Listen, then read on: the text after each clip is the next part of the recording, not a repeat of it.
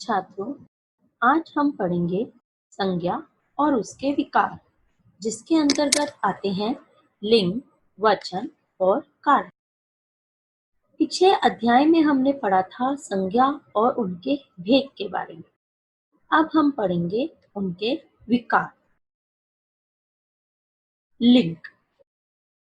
आप सभी इस अक्षर से परिचित होंगे। लिंग।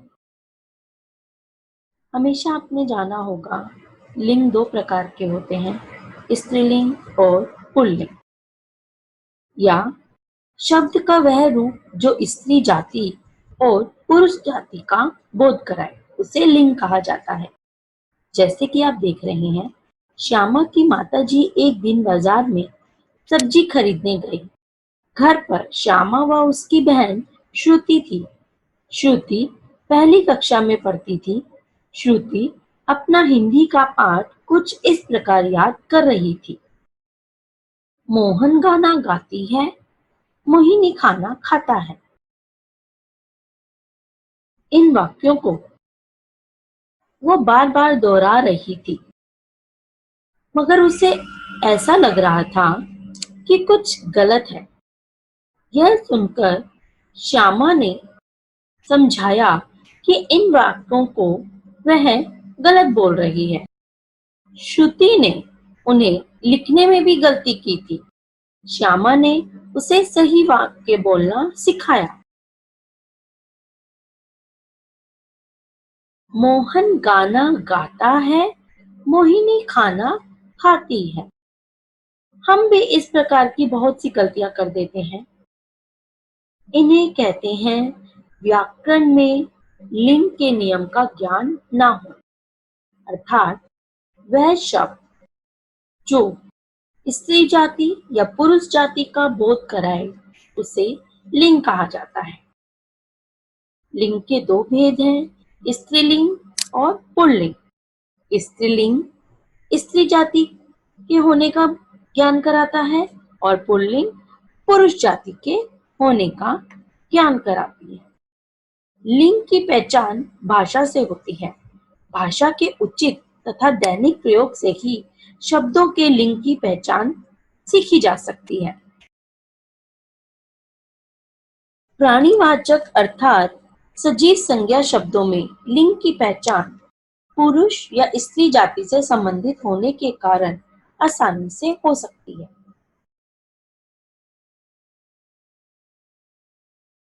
लिंग की पहचान के कुछ नियम इस प्रकार हैं, जैसे अनाजों के नाम जो सदा पुल्लिंग रहते हैं, पहाड़ों के नाम, पेड़ों के नाम, समुद्र के नाम और शरीर के नाम। अगर आप ध्यान पूर्वक देखें तो एक चार्ट नजर आ रहा है जिसमें ये बताया गया है कि कुछ शब्द सदैव पुल्लिंग ही रहते हैं और कुछ शब्द सदैव स्त्रीलिंग ही रहते हैं। वो कभी चेंज नहीं होते, वाक्य के अनुसार भी और ऐसे भी। जैसे पर्वतों के नामों को पुल्लिंग में दिया गया, अनाजों के नाम, मगर कुछ धातुओं के नाम पुल्लिंग में हैं, केवल चांदी ही स्त्रीलिंग की तरह प्रयोग की जाती है। ऐसे ही शरीर के अंग हैं, द्रव्य पदार्थ हैं, देशों के नाम हैं, पेड़ों के नाम, दिनों के नाम, रत्नों के नाम। ऐसे ही पूरे चार्ट में बहुत सी ऐसी चीजें हैं जो पुल्लिंग और स्त्री जाति में बांटी गई हैं। जैसे आप देखें, कुछ अप्रमाणिक वाचक संज्ञाएं भी हैं, जैसे कि नक्षत्रों के नाम सदा स्त्रीलिंग में आएंगे, नदियों के नाम सदा स्त्रीलिंग में आएंगे, भाषा व लिपियों के नाम, बोलियों के नाम, आवट, आहट या व आस प्रत्यय वाले शब्द भी सदैव स्त्रीलिंग में प्रयोग किए जाते हैं। इस चार्ट द्वारा बताया गया है लिंग परिवर्तन तालिका।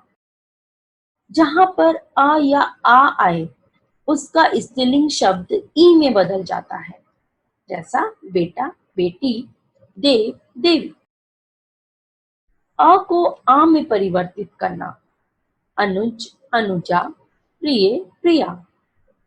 अ का नी में परिवर्तन होना, शेर, शेरनी। अ आ को इया में परिवर्तित करना, चूहा, चूहिया, बंदर, बंदरिया। शब्दों के अंत में वती या मति जोड़ना, श्रीमान, श्रीमती, गुणवान, गुणवती। अ को आनी में परिवर्तित करना, नौकर, नौकरानी, सेठ, सेठानी।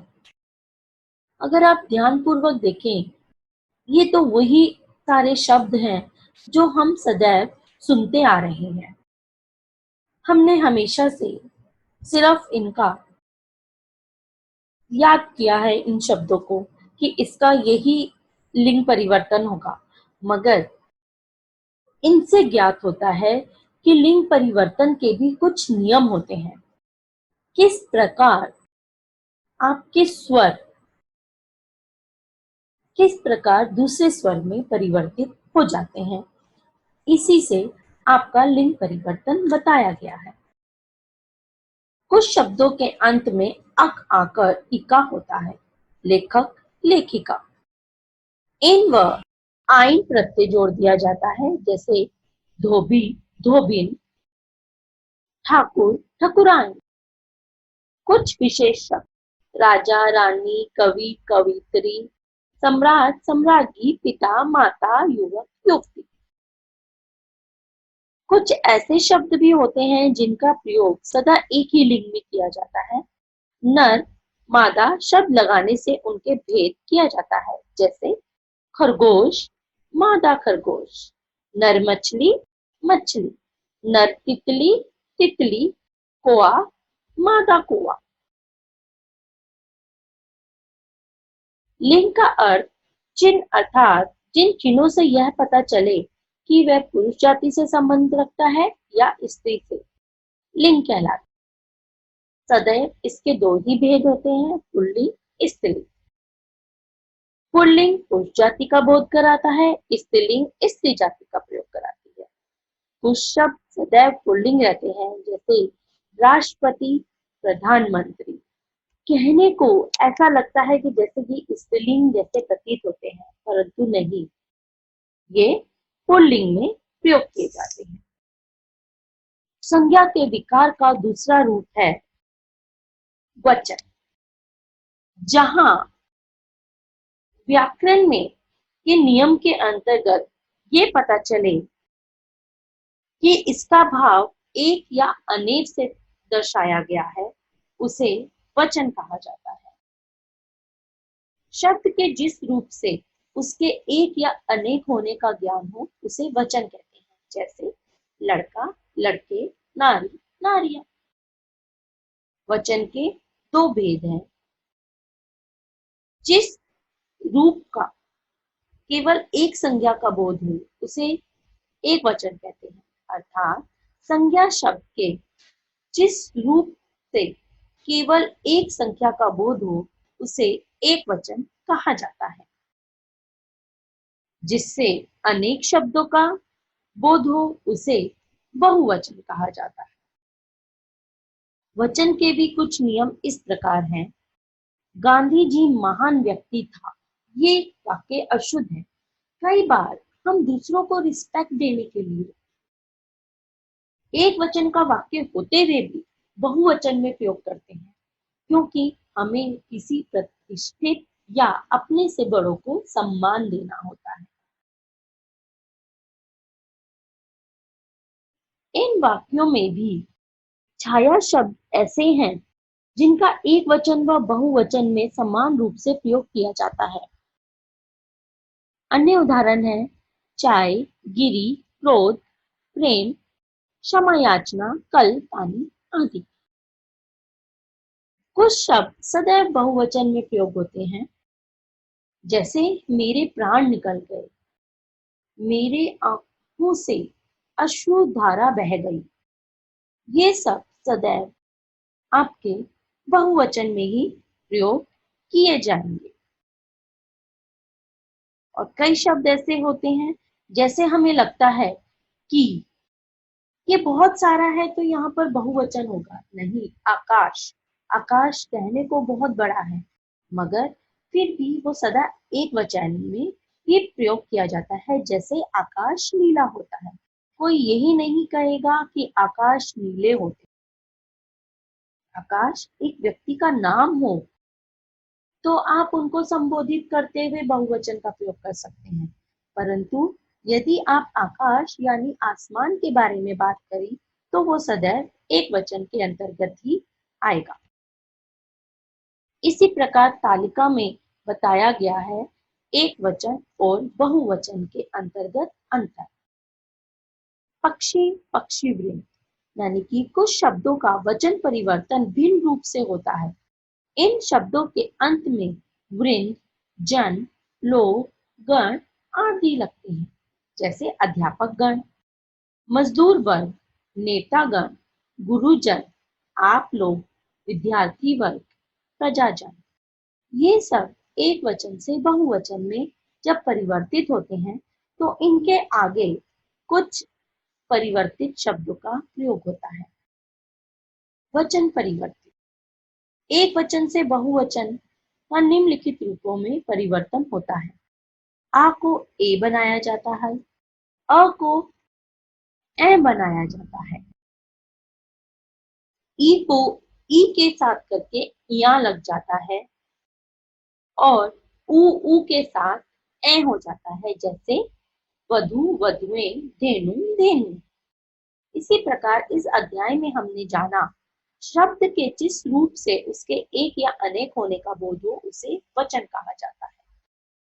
इसके दो भेद हैं, जो एक संख्या का बोध कराए एक वचन, बहु संख्या का यानी कि अधिक या अनेक संख्याओं का बोध कराए उसे बहुवचन। आदर देने के लिए हम सदैव बहुवचन शब्द का प्रयोग करते हैं।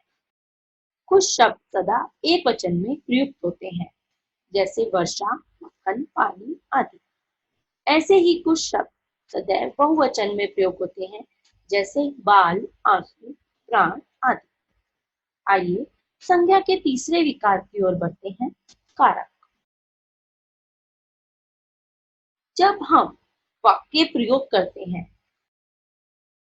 तो वाक्य बनाते वक्त हम क्रिया का, संज्ञा का, सर्वनाम का सबका प्रयोग करते हैं, लेकिन कुछ चीजें ऐसी होती हैं जिनके लगाए बिना वाक्य अधूरा रहता है। उन्हें कारक चिन्ह या परसर्ग कहते हैं। अगर हम इन विभक्तियों को नहीं लगाएंगे तो हमारे वाक्य सदैव अधूरे माने जाएंगे। संज्ञा या सर्वनाम के जिस रूप से उनका संबंध वाक्य के अन्य पदों के साथ हो, विशेष रूप से क्रिया के साथ जाना जाए उसे कारक है। जैसे क्रिया किस प्रकार की जा रही है उनके साथ इन विभक्तियों का प्रयोग होता है तो उन्हें कारक कहते हैं।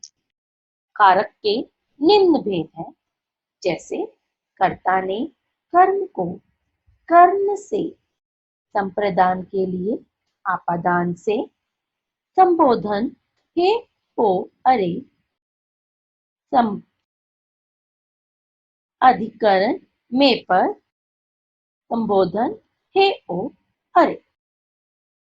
ये कारक की विभक्तियां हैं। आइए इनके बारे में हम विस्तार पूर्वक जानें। कारक की पहली विभक्ति कर्ता कारक, जिसमें ये पता चलता है कि क्रिया करने वाला यानी कि कार्य करने वाला कौन है। इन वाक्यों में क्रिया करने वाले पर अधिक बल दिया जाता है और इसका चिन्ह है ने। यानी कि यदि किसी ने खाना बनाया तो हम इस चीज पे जोर देंगे कि खाना बनाने वाला, यानी कि खाना बनाना एक क्रिया हुई, उस क्रिया को करने वाला कौन है? कर्ता। कर्ता कारक में ने परसक का प्रयोग केवल भूतकाल की क्रियाओं में ही होता है, जैसे सीता ने खाना बनाया, मोहन ने गाना गाया, ये भी आपका भूतकाल हुआ। परंतु मोहन गाना गाता है, तो जरूरी नहीं कि अगर इसमें ने नहीं लगा तो ये कर्ता कारक नहीं है। मोहन गाना गाता है यानी कि जो गाना गाने की क्रिया हुई है वो मोहन ने की है, तो भी वहां शून्य रूप में यानी कि इनविजिबल रूप में कर्ता कारक ने ही माना जाएगा। कर्म कारक, यहाँ कर्ता द्वारा जो कर्म किया गया है, जिसका क्रिया का फल मिले, उसे कर्म कारक कहते हैं। जैसे सिपाही ने चोर को पकड़ा, माली ने पौधे लगाए, डाकिये ने पत्र बांटे।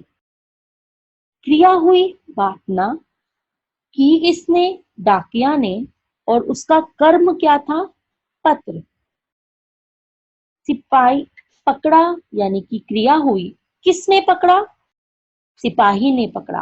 किसको पकड़ा, क्या कर्म किया उसने, उसने चोर को पकड़ा।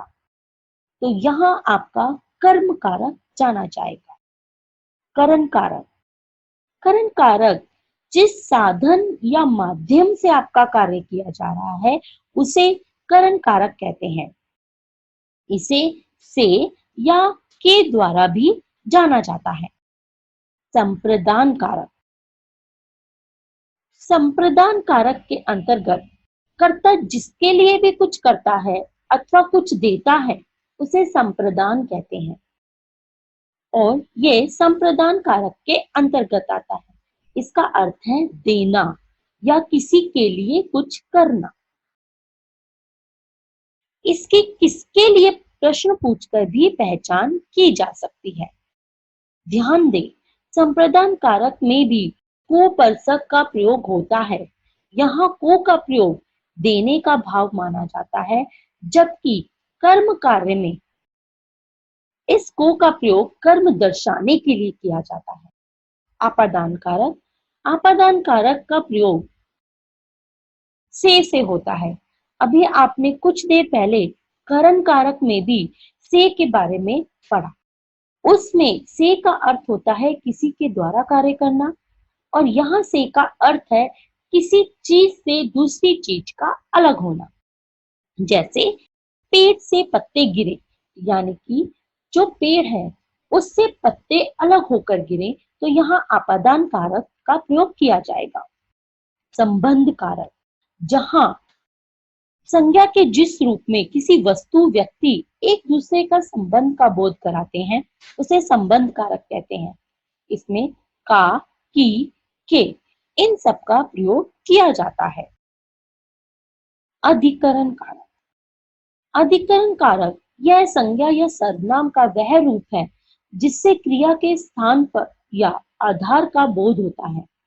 जैसे यहाँ बताया जाता है ये कार्य कहाँ पर हुआ है, छत के ऊपर हुआ है, टेबल के नीचे हुआ है, किसी के आने के बाद हुआ है या किसी के आने के पहले हुआ है, इसीलिए इसे अधिकरण कारक कहा जाता है। संबोधन, जहां संज्ञा के जिस रूप को किसी को पुकारने, बुलाने या सूचित करने के लिए संबोधित किया जाता है उसे संबोधन कारक कहते हैं। जैसे अरे, हे राम, हे भगवान। इनके चिन्ह हैं हे, रे, हो, अरे। इन्हें कहते हैं संबोधन कारक। क्यों? क्योंकि हम इसमें किसी का संबोधन या किसी को पुकारने का कार्य कर रहे हैं। अध्याय में हमने पढ़ा संज्ञा या सर्वनाम के जिस रूप से उसका संबंध क्रिया के साथ जाना जाए उसे कारक कहते हैं। कर्म कारक में को का प्रयोग होता है। इसमें कर्म पर अर्थात संज्ञा या सर्वनाम के रूप पर क्रिया के व्यापार का फल पड़ता है, यानी कि हम कार्य किसके लिए कार्य कर रहे हैं और क्या कार्य किया है। जबकि संप्रदान कारक में को का अर्थ होता है देना। करण कारक में से का प्रयोग होता है साधन के रूप में, यानी किसके द्वारा हम कार्य कर रहे हैं। जबकि आपादान में से का अर्थ होता है एक वस्तु का दूसरे वस्तु से अलग होना या तुलना करना। कौन, किसने, क्या, किसे, किसकी, किसके द्वारा। आदि शब्दों का प्रयोग कारक की पहचान सरलता से की जाती है। कारक के 8 भेद हैं: कर्ता, कर्म, करण, संप्रदान, आपादान, संबंध, अधिकरण, संबोधन। धन्यवाद।